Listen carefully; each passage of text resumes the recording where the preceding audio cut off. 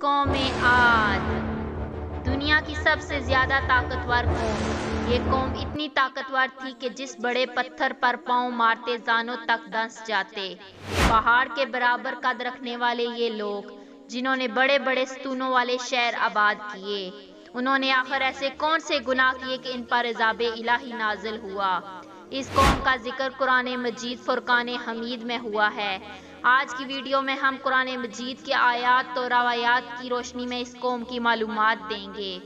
قوم عاد حضرت ہود علیہ السلام کی قوم تھی۔ حضرت ہود علیہ السلام عاد بن اوس بن سام بن نوح علیہ السلام کے قبیلے سے تعلق رکھتے تھے۔ جب حضرت ہود علیہ السلام 40 سال کے ہوئے تو اللہ تعالیٰ نے ان کو قوم عاد کی ہدایت کے لیے مبعوث فرمایا۔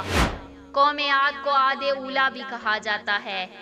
یہ لوگ بڑے بڑے خیموں میں رہنے کے عادی تھے۔ وہ لوگ بڑی بڑی عمارتیں فخر و تکبر کے اظہار کے لیے بناتے تھے۔ ان لوگوں کا قد پہاڑ کے برابر جیسا ہوتا تھا۔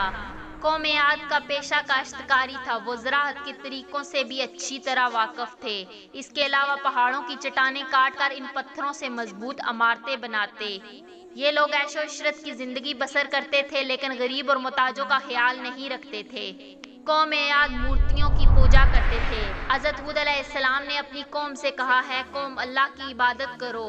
حضرت ہود علیہ السلام اپنی قوم کو اللہ کے دین کی طرف بلاتے، لیکن وہ لوگ ہمیشہ انکار کر دیتے۔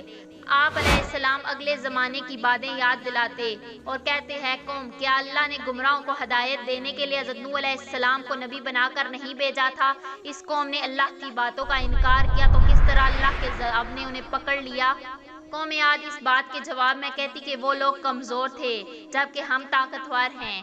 ایک روز قوم عاد کے لوگوں نے حضرت ہود علیہ السلام سے پوچھا کہ تم بار بار نبی ہونے کا دعویٰ کرتے ہو، تو اس کی تمہارے پاس کیا دلیل ہے؟ ہمیں دلیل دکھاؤ، ہم دیکھنا اور سننا چاہتے ہیں۔ بغیر دلیل دیکھے ہم اپنے معبودوں کو نہیں چھوڑیں گے، اور یہ بھی بتاؤ کہ جس عذاب کی بات کر کے ہمیں ڈرا رہے ہو وہ عذاب کب آنے والا ہے؟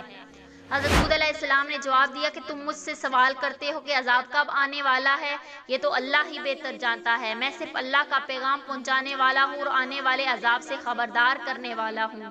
جب قوم عاد نے کہا کہ جس عذاب کی بات کر کے ہمیں ڈرا رہے ہو وہ عذاب کب آنے والا ہے، تو اللہ کے غضب نے جوش مارا اور عذاب کے اثار پیدا ہونے لگے۔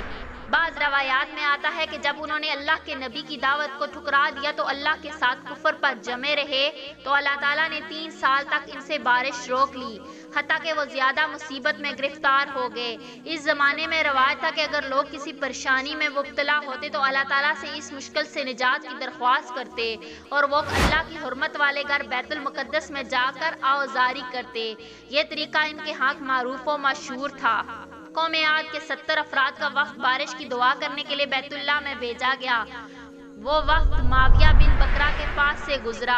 وہ مکہ کے بائے رہائش پذیر تھا، تو یہ لوگ 1 ماہ تک ان کے ہاں قیام پذیر رہے، شراب پیتے رہے اور معاویہ کی لونڈیاں ان کے سامنے گاتی رہیں۔ جب 1 مہینہ گزر گیا تو وہ تہامے کے پہاڑوں کی طرف نکلے اور دعا کرنے لگے، اے اللہ تجھے خوب معلوم ہے کہ میں کسی مریض کے پاس نہیں آیا کہ اس کا علاج کروں، نہ کسی قیدی کو فدیے میں چھڑانے آیا ہوں۔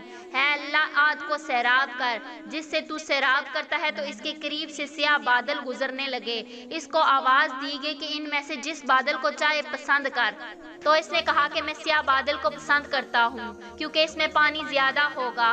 ایک غیبی آواز آئی کہ تو نے ہلاکت و بربادی کو اختیار کیا، اس سے قوم عاد کا کوئی فرد باقی نہیں بچے گا، نہ بچہ نہ باپ، سب تباہ ہو جائیں گے۔ تعالیٰ نے یہ سیاہ بادل جسے کیل بن نزا نے پسند کیا تھا ان کی بربادی کا سبب ہوا۔ قوم عاد کی وادی تک پہنچا تو قوم عاد اسے دیکھ کر بہت خوش ہوئی اور کہنے لگی کہ یہ ہم پر بارش برسائے گا۔ سب سے پہلے ایک عورت نے صحیح صورتحال دیکھی، یہ تو ایک سخت ہوا ہے۔ وہ عذاب کا مشاہدہ کر کے چیخ اٹھی اور بے ہوش ہو گئی۔ جب وہ ہوش میں آئی تو لوگوں نے اس سے پوچھا کیا معاملہ ہے، تو نے کیا دیکھا؟ اس نے کہا میں نے آندھی میں آگ دیکھی۔ حضرت ہود علیہ السلام اپنے تمام ایماندار ساتھیوں کو لے کر ایک باڑے میں چلے گئے۔ اللہ تعالیٰ نے ان پر یہ ہوا 7 راتیں اور 8 دن مسلسل چلائی۔ اس ہوا نے کسی کو نہ چھوڑا۔ حتیٰ کہ پہاڑوں اور غاروں پر ان میں داخل ہو گئی اور ان کو باہر نکال کر تباہ و برباد کر دیا۔ ان کے مضبوط اور بلند و بالا گھروں اور قلعوں کو ان پر دے مارا، جس طرح انہوں نے اپنی قوت و زور پر ڈنکیں ماری اور کہا کہ ہم سے زیادہ زور اور قوت والا کون؟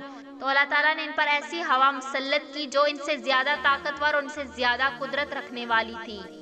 حضرت ابن عمر کی روایت ہے کہ رسول اللہ صلی اللہ علیہ وآلہ وسلم نے فرمایا کہ اللہ تعالیٰ نے قوم عاد پر صرف ایک انگوٹھی جتنی ہوا کھولی جس سے وہ تباہ ہو گئے۔ جب بستی والوں کے پاس پہنچی تو ان کو ان کے اموال اور جانوروں کو زمین و آسمان کے درمیان سے اٹھایا، اور پھر جب قوم عاد کے شہریوں نے دیکھا تو وہ کہنے لگے یہ بادل ہم پر بارش برسائے گا۔ تو اس ہوا نے جو ان دیہاتیوں اور ان کے مال اور جانوروں کو آسمانی فضا میں اٹھا رکھا تھا ان شہریوں پر دے مارا، پھر وہ سب تباہ ہو گئے۔ اگر آپ کو ہماری ویڈیو پسند آئی ہو تو ہمارے چینل کو سبسکرائب کریں۔ جزاک اللہ۔